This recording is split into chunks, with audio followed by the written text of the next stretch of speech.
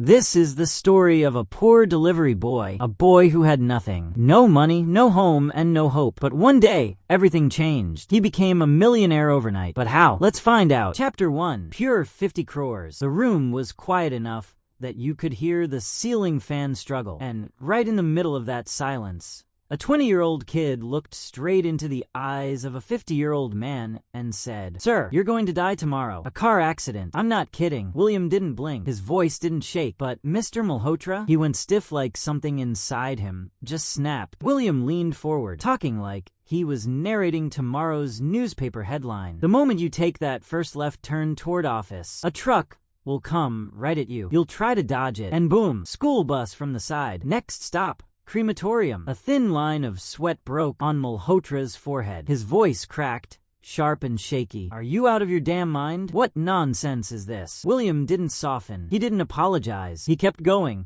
because he had no choice. "Sir, listen, you're not a psychic, and I know I'm not either. But you love your wife and kids, and you do anything to make sure they don't drown in financial hell after you're gone. That's why I'm saying get a life insurance policy. At least 40 crores. This wasn't salesmanship anymore. This was desperation wearing a borrowed suit, because for William, failing this deal meant losing his job, and losing his job meant losing the only thing keeping his uncle alive. But instead of understanding, Mr. Malhotra exploded. He grabbed William by the collar and shouted, "You think you can scare me into buying insurance? You cheap con artist!" Slap! The sound echoed through the whole house. William's cheek burned. His eyes stung, but he didn't say a word. Malhotra shoved him out of the house and slammed the door in his face. The echo of that door felt louder than the slap. William stood there on the steps, staring at nothing, whispering to himself, "Another target missed. Boss is gonna kill me. If I can't get money today, everything's over." The office, where a career dies. William pushed himself to walk back to the office. His boss already looked like someone who wanted to break a table in half. The moment William stepped inside, the boss slammed his palm on the desk. "What the hell did you tell Malhotra? Are you stupid or suicidal?" William's throat went dry. "Sir, I just did what you always say. Give them a shock treatment if nothing works." "Oh, I made a mistake," the boss sneered. "Don't worry, I'll fix it. You're fired." William folded his hands, begging, pleading, every last ounce of dignity draining away. But the boss wasn't listening. "At least give me my salary, please. You know why I need the money." Before he could finish, the boss dragged him by the collar across the office floor and threw him out of the building. William fell hard. His phone flew out of his pocket. The boss pointed at it and barked, "That's company property. Return the phone." But William had crossed a point of no return. He grabbed the phone, held it tight against his chest, and ran. "I can't give this back." He didn't wait for anyone to chase him. He just ran until the world blurred. The call he feared.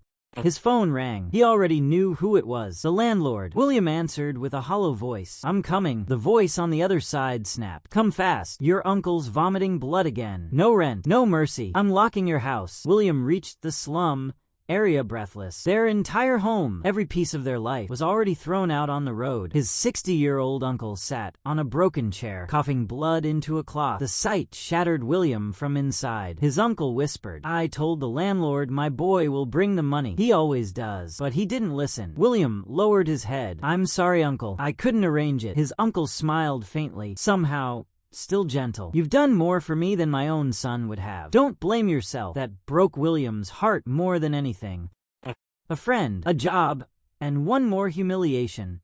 William called everyone he knew. Only one friend picked up. Ravi. Ravi came, saw the thrown-out belongings, and said, "I can take your uncle to my place, but I don't have space for all this stuff. There's an empty cargo rail wagon near the station. Leave the things there for now." William did exactly that. When he returned, his uncle was coughing nonstop, sitting on a chair, unable to lie down. Ravi whispered, "I'm sorry, bro. Dad won't let him inside. Guests are visiting." William forced a smile. "It's okay. At least you answered my call. Others think I only call when I need money." Ravi was suiting up for his delivery job. William asked, "Your company, can they hire me?" Ravi nodded. "Come with me. I'll talk to the boss." boss. William got the job, and his first delivery took him straight into the past, into a wealthy apartment, a party inside, and a ghost from college, Ankush. The moment Ankush saw him, he clapped loudly. "Ladies and gentlemen, look who's here, William, our college struggler turned delivery boy." People laughed. William looked down, said nothing. Then she appeared, Ananya, the girl William once loved silently, hopelessly. She stepped forward, silencing everyone. "Stop laughing, have some shame." But then she pulled out a crisp bill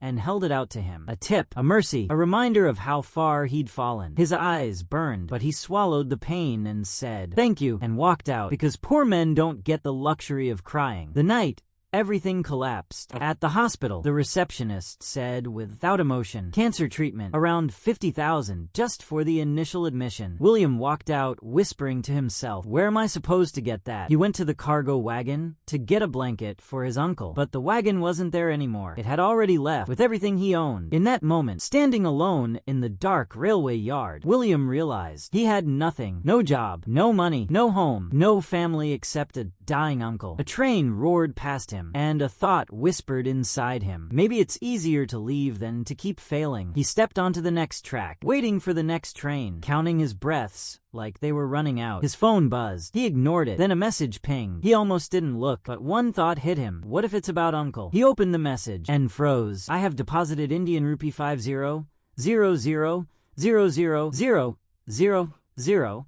into your account. Your well-wisher." William laughed a broken laugh. Even death doesn't come easy. Now they mock me with money jokes. But then, another message arrived from the bank. Not a prank, not a mistake. 50 crores rupees in his account. For real. A blinding train light washed over him, but he couldn't move. Was this a trap, a miracle, or the beginning of something worse? The lawyer's warning. He went straight to Ratan Sahu, a small-time lawyer who lived nearby. William showed him the message. Ratan stared at it like it was poison. 50 crores? Son, I've never seen that many zeros in my life. Then he added quietly, "A few days ago, another boy got money like this. Next day, he was found dead in an alley. Money gone. No suspects." William felt his stomach drop. What should I do? Go to the police. Right now. Police, where help doesn't live. William went. Big mistake. The constable saw his torn clothes, heard the story, and before William even finished, whack, the baton came down on his back. "Tell me which gang you stole the money from." William yelled back, "If I stole it, why would I come to report it?" Another beating, another threat. He realized they weren't going to help. They were going to ruin him. When the constable dozed off waiting for the senior officer, William slipped out quietly,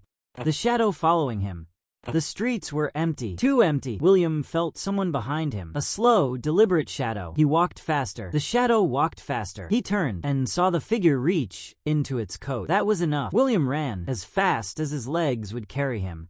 The last hope. He found himself outside the biggest private hospital in the city, panting, shaking, terrified, but he thought only one thing. Before anyone takes this money, I need to save my uncle. He ran inside. My uncle has cancer. How much for treatment? The manager glanced at his clothes and said coldly, 20 lakhs. Go to a government hospital. This place isn't for people like you. Something inside William snapped. He pulled out his phone. Give me the payment code. Within seconds, 20 lakhs transferred. The manager almost fainted. "Yes, sir. I apologize." William didn't let him finish. "Prepare a room. I'm going to get my uncle." Too late. He stepped outside. Stopped a taxi. Just then, Ravi called. William smiled through tears. "Ravi, tell Uncle I arranged everything. I'm coming." A silence. Then Ravi's voice broke. "William, your uncle is gone." The phone slipped from William's hand. He dropped to his knees in the middle of the road, and for the first time in years, he cried like a child. The message at the funeral. Late that night, sitting beside the burning pyre, another message buzzed. "We're truly sorry for your loss. Your well-wisher." William stared at the flames, whispering, "Who are you? Why the money? What do you want from me?" He dialed the number. The phone rang again, and William felt his pulse racing, because somewhere, someone was watching him, planning something, and William had just stepped into their game, a game that would change his life forever.